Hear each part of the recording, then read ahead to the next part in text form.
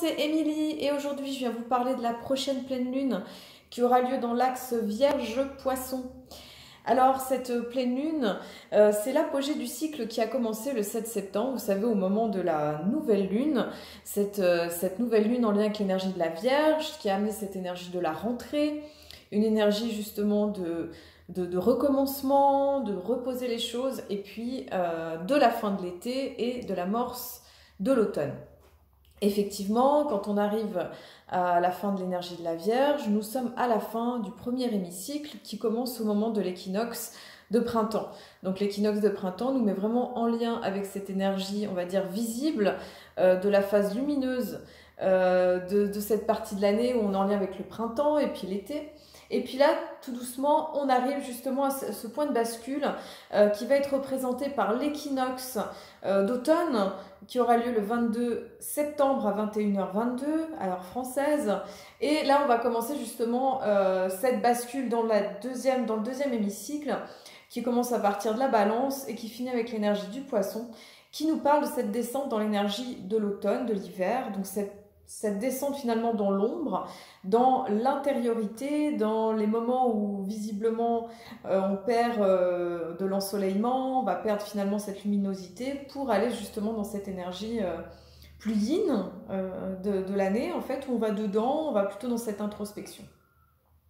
Alors ce qui est intéressant, donc dans les derniers jours des signes dans le signe de la Vierge, dans les derniers jours, on se retrouve justement avec ce soleil en Vierge qui s'oppose avec Neptune. Dans les derniers jours, dans les environ 10 derniers jours du signe de la Vierge, à peu près à partir du 10 septembre, on se retrouve avec cette opposition avec Neptune. Donc l'opposition avec Neptune, elle nous amène justement à un état de transcendance, de reliance avec nos guides et avec notre spiritualité, avec ce qui nous parle à chacun.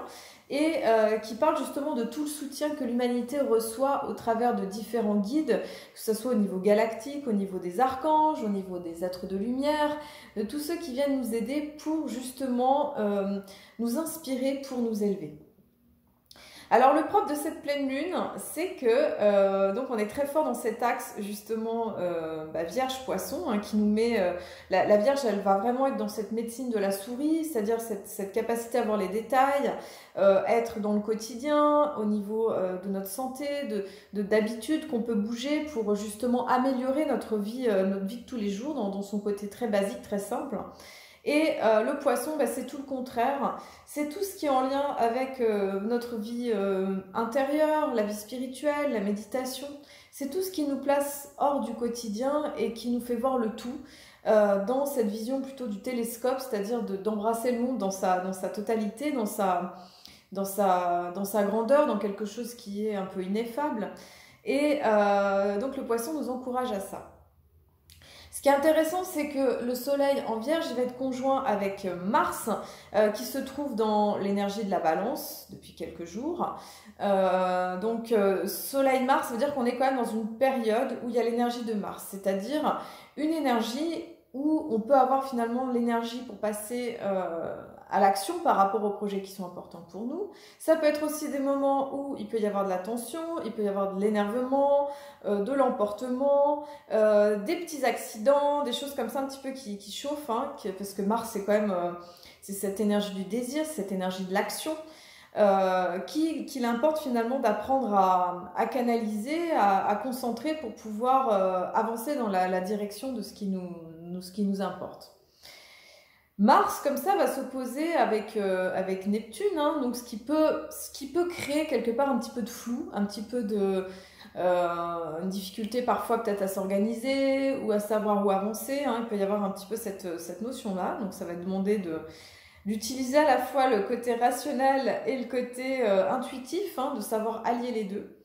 Parce que aussi, donc la Lune qui se trouve dans le signe des Poissons, opposée au Soleil en Vierge, nous parle justement d'un moment où il va y avoir cette inspiration, cette spiritualité, cette connexion avec notre monde intérieur, que ce soit sur le plan de l'imaginaire, le plan de la guidance, du rêve, de quelque chose qui est plus grand que nous, qui nous met dans une dimension spirituelle, une dimension d'eau aussi, parce que On va avoir cette régénération très forte avec l'élément eau, en fait, avec le signe des poissons, qui nous encourage à la fois à nous purifier, à nous ressourcer dans des choses qui nous font du bien, dans des éléments qui nous font du bien avec la nature, ou des pratiques qui nous inspirent, que ce soit au niveau artistique, voilà, d'aller vraiment rechercher cette nourriture de l'âme et cette connexion avec notre Esprit Saint divin, avec notre moi supérieur, avec notre être véritable.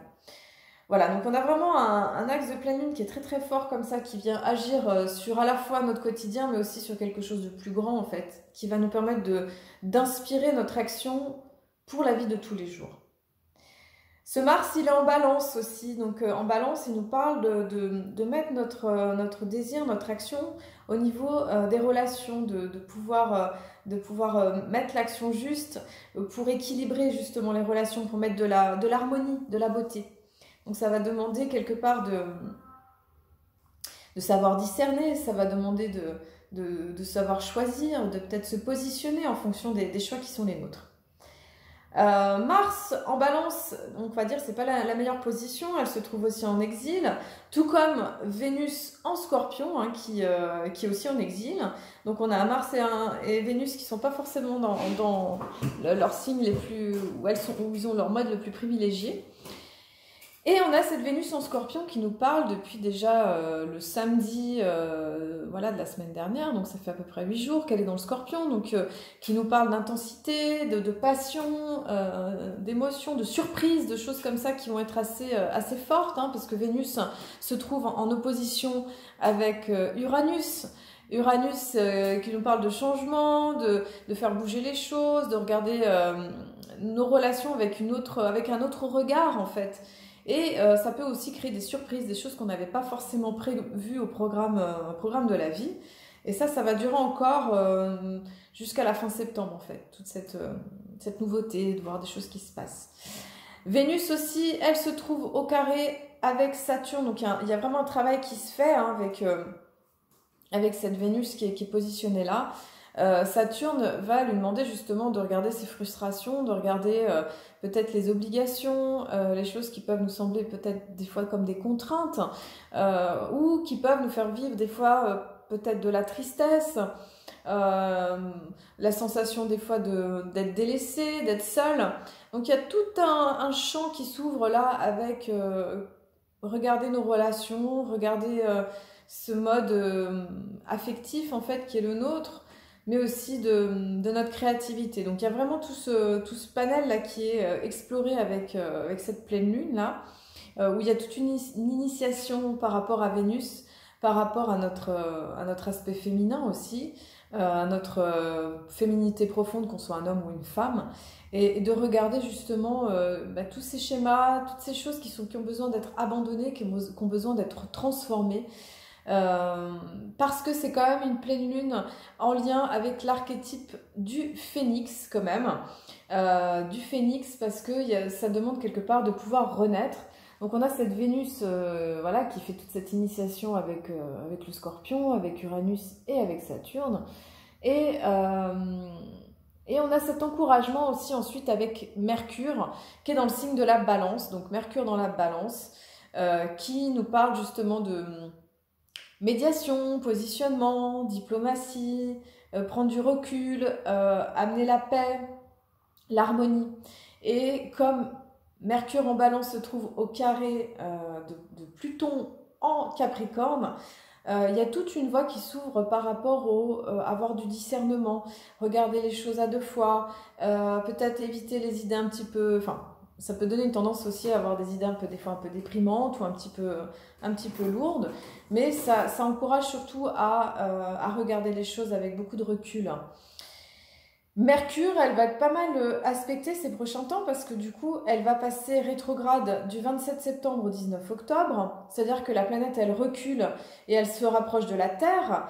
En reculant et en se rapprochant de la Terre, il y a toute une réflexion qui se fait par rapport à nos relations, par rapport à notre communication. Voilà, de vraiment regarder les choses en profondeur, peut-être prendre du recul par rapport aux dernières périodes qu'on a vécues. Et c'est vrai qu'elle est très en lien avec cette énergie du nœud nord et de Lilith qui se trouve dans le signe du Gémeaux. Donc Lilith dans le Gémeaux, elle nous encourage à mieux communiquer, elle nous encourage à réfléchir, elle nous invite aussi à avoir du discernement par rapport aux informations qui nous parviennent. Et ce nœud nord en Gémeaux, il nous invite aussi à l'adaptation, à la souplesse, à savoir communiquer avec nos proches. Donc il va y avoir tout un, je dirais que tout un champ qui va s'ouvrir de transformation par rapport à nos relations, par rapport à notre manière de réfléchir, par rapport à nos croyances mentales, morales, tout ce qui est en lien avec cette sphère de Mercure qui va être reconsidérée. Ça va nous inviter à voilà, revoir les choses, faire du tri, se séparer des choses qui n'ont plus lieu d'être, des croyances. Vraiment faire un espèce de ménage de printemps mais d'automne, un ménage d'automne pour aller à l'essentiel de ce qui doit être. Mercure se trouve aussi en trigone exact avec Jupiter, donc c'est aussi la possibilité de s'expanser au travers de tout de cet élagage qui peut se faire grâce à Pluton, de cette descente en profondeur. Jupiter va justement nous permettre de nous élever, en fait, de regarder les choses avec plus d'ouverture, certainement d'avoir des idées qui vont nous faire avancer, qui vont nous aider à voir les choses sous une perspective plus grande et plus joyeuse.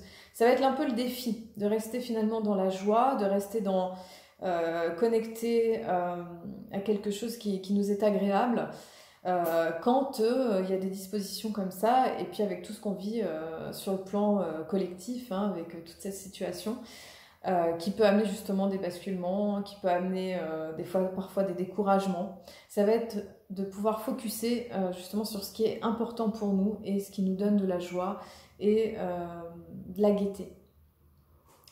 Ensuite, on a aussi le soleil qui est en trigone avec Pluton.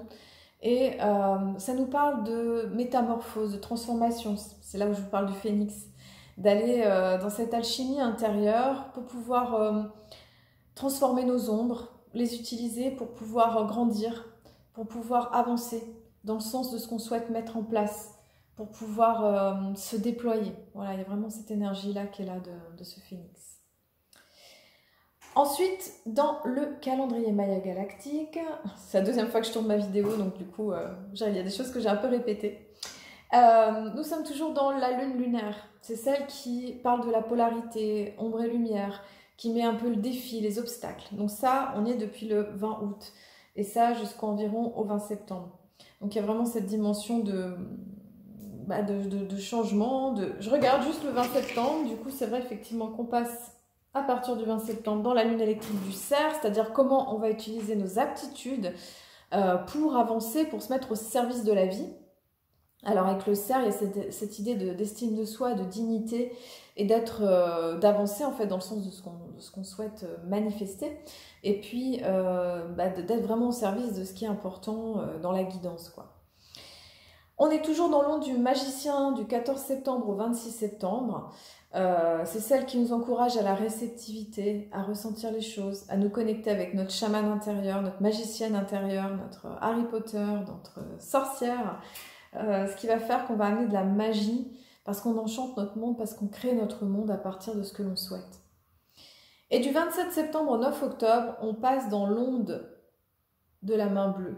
La main bleue, elle nous encourage à mieux nous connaître, à nous guérir pour justement être à notre juste place et savoir justement se compléter, savoir mieux savoir qui l'on est en totalité pour répondre à la vie.